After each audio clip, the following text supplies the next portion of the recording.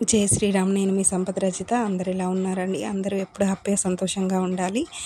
మనం ఇంతకుముందు వీడియోలో అలిపిరి మెట్ల మార్గం గుండా స్వామివారి గురించి ఎన్నో విషయాలను తెలుసుకున్నాం కదా. సో నేను అలిపిరి మెట్ల మార్గం గుండా స్టార్ట్ చేసేటప్పుడు వెళ్ళే ముందు నేను తీసిన వీడియో అండి ఇది. ఇక్కడ కొండ కింద ఉండి చూస్తే స్వామివారి ఇలా కనిపిస్తారండి. ఎంతో కన్నుల పండుగలాగా అనిపిస్తుంది చూస్తే. సో మనకు అందరికి ఒక డౌట్ వస్తుంది, అంటే ముందు వెళ్ళే వాళ్ళకి, మెట్ల మార్గం గుండా వెళ్ళే వాళ్ళకి ఏమన్నా ఇబ్బందులు ఉంటాయా అని అనుకుంటారు. కానీ అన్ని ఫెసిలిటీస్ ఉంటాయండి, లేడీస్కైనా పిల్లలకైనా పెద్దవాళ్ళకైనా. సో ఏమి ఇబ్బంది ఉండదు. నెక్స్ట్ మేము 6:28కి నైట్ చేరుకున్నాం అక్కడికి. తర్వాత కళ్యాణకట్ట దగ్గర ఇట్లా స్వామివారికి మొక్కులు అప్పగించి స్నానాలు ఇంకా అంతా కంప్లీట్ అయ్యే వరకు 10:30 అంది. 10:30కి కూడా అక్కడ అన్నప్రసాద సత్రం ఉంటుందండి.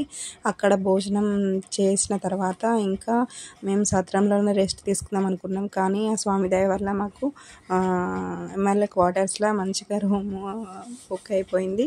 అక్కడికి వెళ్ళి ఇంకా పిల్లలు మేము అంత రెస్ట్ తీసుకున్నాము. పిల్లలు కూడా అస్సలు ఏడవలేదు. గోవింద అచ్యుత అనుకుంటా అసలు పాప బాబు ఇద్దరు ఎక్కిరు. 4:00 అండి ఇది దర్శనానికి. ఇంకా 6:28కి ఆ స్వామివారి నిజరూప దర్శనం అయింది. ఇంకా మా జన్మ ధన్యమైంది అనుకోవాలి. దర్శనం అయిపోయిన తర్వాత మీరు ఒకటి గమనించండి, ఫస్ట్ వెళ్ళే వాళ్ళకైతే ఇవి అవగాహన ఉండదు. ఏంటంటే మనకు దర్శనం అయిపోయిన తర్వాత స్వామివారిని దర్శించుకున్న తర్వాత అలాగే ముందుకు వెళ్ళి రైట్ తిరిగితే మనకి స్వామివారి లడ్డు ప్రసాదం ఇస్తారు. టెంపుల్లో ఇది లడ్డు ప్రసాదం ఇస్తారు. మళ్ళీ పక్కకే మనకు స్వామివారి తీర్థ ప్రసాదం ఇస్తారు.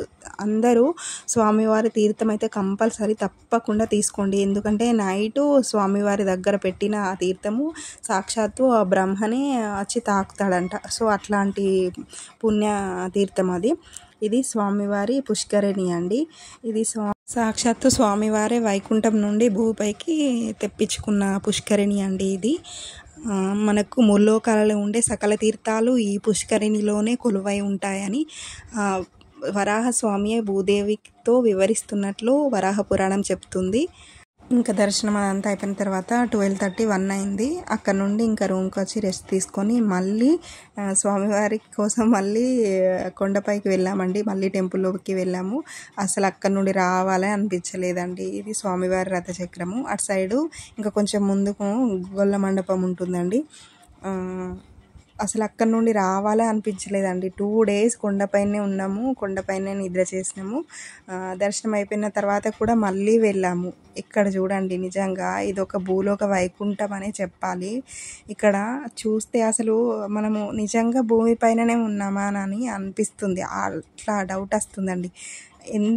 అసలు 2 కళ్ళు సరిపోవు. మనకు అక్కడికి పోయిన తర్వాత ఇలాంటి టెన్షన్స్ కానీ, ఇలాంటి వర్రీస్ కానీ, లేదంటే వేరే ధ్యాస కానీ ఏది ఉండదండి. ఇదైతే ఎక్స్పీరియన్స్తో చెప్తున్నా నేను. అసలు మన మనసులకు వేరే కలతలు అనేవే రావు. ఇంతసేపు ఎక్కడనో వైకుంఠంలోనే ఉన్నామేమో నిజంగా అని ఆ స్వామివారి కృపా కటాక్షమో ఇంకా స్వామివారి లీలా మహత్యమో కానీ అట్లనే అనిపిస్తుందండి. తర్వాత నైటు మళ్ళీ ఇది నేను చెప్పాను కదా, మాతృశ్రీ తరిగొండ వెంగమాంబ ప్రసాదాశ్రమం అని ఇది ఇక్కడ ఉంది చూడండి. ఈ పెయింటింగ్కి ఒక మహత్యం ఉందండి. ఆ పెయింటింగ్లో 5 పుణ్యక్షేత్రాల గురించి వివరిస్తుందండి ఆ పెయింటింగ్. మళ్ళీ తర్వాత నేను ఇంతకుముందు చెప్పాను కదా, తరిగొండ వెంగమాంబ అన్నప్రసాద సత్రం అని. ఇది సగటున 60,000 మందికి కడుపు నింపుతున్న ఆశ్రమం అండి. ఒక అన్నపూర్ణ దేవి అని చెప్పాలి. మనకు స్వామివారికి ఉండిలో వేస్తాం కదా, దాంతోపాటు ఇక్కడ కూడా ఎంతో కొంత మనము డొనేషన్ ఇవ్వడం వలన ఇలా ఎంతో కష్టాలు పడి స్వామివారిని చూడాలి అని పిల్లలతో వచ్చిన వాళ్ళకి, పెద్దవాళ్ళకి, ఎంతోమందికి మనము కూడా కొంచెం మనవంతు సహాయం చేసిన వాళ్ళం అవుతాము. స్వామివారు చెప్పింది కూడా అదే కదా, మానవ సేవే మాధవ సేవ అని. సో అది నెక్స్ట్ మనం ఇక్కడ వెళ్ళిన తర్వాత స్వామివారి దర్శనం అయిన తర్వాత ఒక్కసారైనా ఇక్కడ అన్నప్రసాద సత్రంలో ఒక్కసారైనా తినాలని అంట కంపల్సరీ. ఆ ప్రసాదం అనేది మనం తీసుకోవాలంట. ఇంకా నెక్స్ట్ మేము బయటకు వచ్చిన తర్వాత ఆ నైటే ఇక్కడ మనకు బస్ స్టాండ్ దగ్గరనే స్వామివారికి ఇలా చౌరస్తా మీద ఇట్లా స్వామివారి అలంకరించినట్టు అట్లా మంచిగా కనిపిస్తాయండి. అక్కడికి వెళ్ళి కూడా మనము చూడొచ్చు. అక్కడ కూడా మొత్తం టెంపుల్ లోపల ఉన్నట్టే అనిపిస్తుంది. నెక్స్ట్ డే ఇంకా ఫ్రెష్ అయ్యి మేము మళ్ళీ కొండ కిందికి విత్ వెహికల్లో వచ్చామండి. అంటే ఫస్ట్ మనము మెట్ల మార్గం గుండా వెళ్ళాం కదా, అప్పుడు ఇదంతా ఏం ఐడియా ఉండదు. మళ్ళీ వెహికల్లో వస్తుంటే కొండ కింద నుండి ఏదో ఒక పాములాగా కొంచెమే ప్లేస్ ఉంటుందండి. అసలు ఒక వెహికల్ వస్తే ఇంకొక వెహికల్ రావడానికి కూడా కొంచెం కష్టం అవుతుంది. అంతే ప్లేస్, అదొక స్నేక్ ల్యాడర్ లాగా అనిపిస్తుంది. అది వెళ్తుంటే కూడా మనకి కిందికి ఇట్లా వెళ్తుంటే కూడా చాలామంది వామిటింగ్స్ చేసుకుంటారు. ఇంకొకటి అండి, మనము సర్వదర్శనం నుండి వెళ్ళే వాళ్ళకి మనకి వరాహస్వామి టెంపుల్ అనేది కనిపించదండి. అంటే లైన్ అనేది మనకి అది డైరెక్ట్ గుళ్ళకే తీసుకెళ్తుంది. కానీ మనకు ఒకటి ముందే తెలుసుకొని వెళ్ళడం వల్ల మన స్వామిని దర్శించుకున్న వాళ్ళం అవుతాము. ఏంటంటే మనం లైన్తో త్రో వెళ్ళే వాళ్ళకి ఒక బోర్డు ఉంటుంది వరాహస్వామి అని, అక్కడ రాసి ఉంటుంది. అది కొంతమంది గమనించవచ్చు, గమనించకపోవచ్చు. కానీ స్వామివారి దర్శనం, అది వరాహస్వామి దర్శనం చేసుకున్న తర్వాతనే స్వామి దర్శనం చేసుకోవాలని స్వామి చెప్పారు కదా. సో అది దానికోసం మీకు గుర్తు చేస్తున్నాను. ఫస్ట్ వెళ్ళే వాళ్ళకైతే ఇవన్నీ ఏం తెలియదండి. అసలు నేను ఫస్ట్ కొన్ని తెలుసుకున్నా, కానీ కొన్ని అక్కడికి వెళ్ళిన తర్వాతనే చాలా విషయాలు తెలుసుకున్నా. సో మీరు కూడా ఇది ఒకటి మైండ్లో పెట్టుకోండి. ఇంకొకటి అండి, మనకి గర్భగుడిలో ఇట్లా లోపలికి వెళ్తా అంటే అక్కడ అది కృష్ణుని విగ్రహం ఉంటుందండి. అసలు నిజంగా కృష్ణుడు విగ్రహం అని అనద్దు, ఇంకా సాక్షాత్తు ఆ కృష్ణ పరమాత్ముడే వచ్చి మన ముందు ఉన్నాడు అనిపిస్తుంది.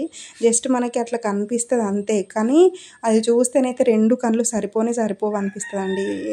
విష్ణుమూర్తి ఇట్లా ఆకాశంలో ఎంత పెద్దగా మనకు దర్శనమిస్తే ఎలా ఉంటుందో అలా ఉంటుందండి.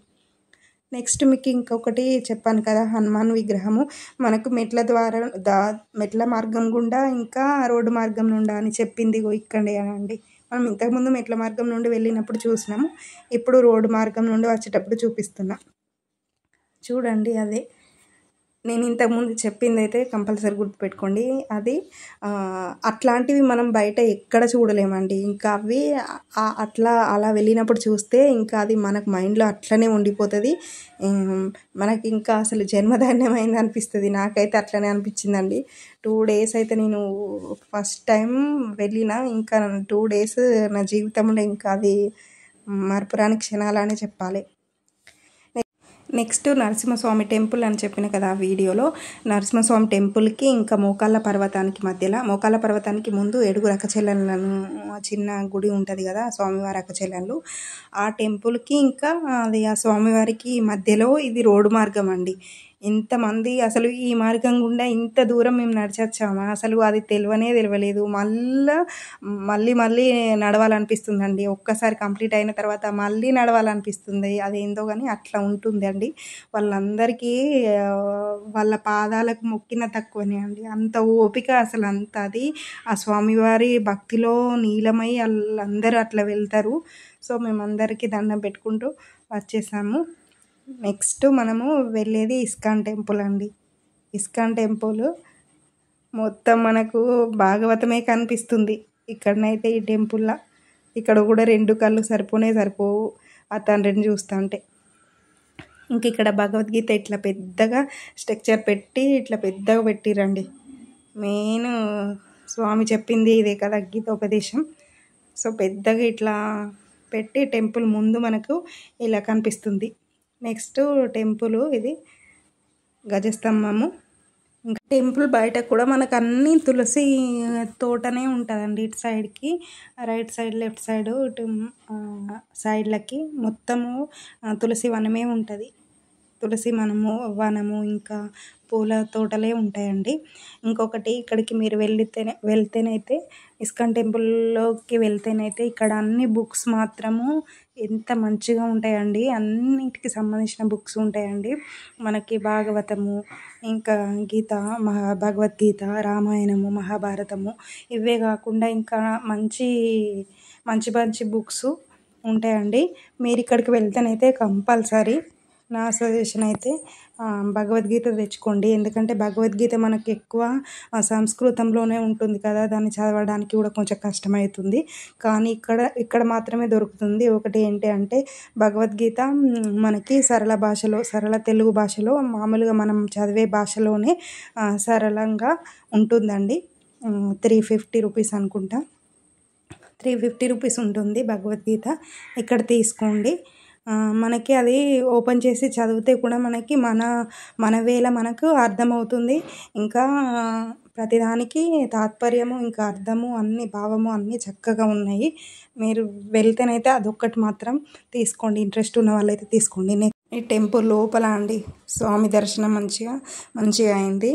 ఇది స్టార్టింగ్ ఇస్కాన్ టెంపుల్లో స్టార్టింగ్ ఫోటో నాట అండి. ఇది మొత్తం ఫ్రేమ్ కట్టి పెట్టారు. సో దాన్ని కూడా దర్శనం చేసుకోండి. టెంపుల్ లోపల ఇక్కడే అండి బుక్స్ దొరుకుతాయి. ఇంకొకటి పిల్లలతో వెళ్ళే మాత్రం ఇక్కడ మ్యూజియం ఉంటుందండి. మొత్తం భాగవతం మొత్తం వివరిస్తుంది. అది మాత్రం చూపించండి. ఇంకా నెక్స్ట్ మా అమ్మ దర్శనం, పద్మావతి అమ్మ దర్శనం మంచిగా అయిందండి. పిల్లలకు మాకు మంచిగా దర్శనం అయింది. ఇంకా అమ్మవారి కోనేరు, ఇక్కడ స్నానం చేసి అమ్మవారిని దర్శించుకోవచ్చు. నెక్స్ట్ గజేంద్రుడు మనం వెళ్ళి నిల్చోగానే స్వామివారు ఇట్లా ఆశీర్వదించినట్టు మంచిగా ఆశీర్వదిస్తారండి. మాకు కూడా మంచిగా అనిపించింది. ఈ వీడియో మీకు ఎలా తిరుమల వెళ్ళాలనుకునే వాళ్ళకి వీడియో చాలా యూజ్ అవుతుందండి. మన ఛానల్ సబ్స్క్రైబ్ చేసుకోండి, లైక్ చేయండి, షేర్ చేయండి. చాలామంది వీడియో చూస్తున్నారు కానీ సబ్స్క్రైబ్ చేసుకోవట్లేదు. సబ్స్క్రైబ్ చేసుకోకుండానే వీడియో చూస్తున్నారు. తప్పకుండా సబ్స్క్రైబ్ చేసుకోండి.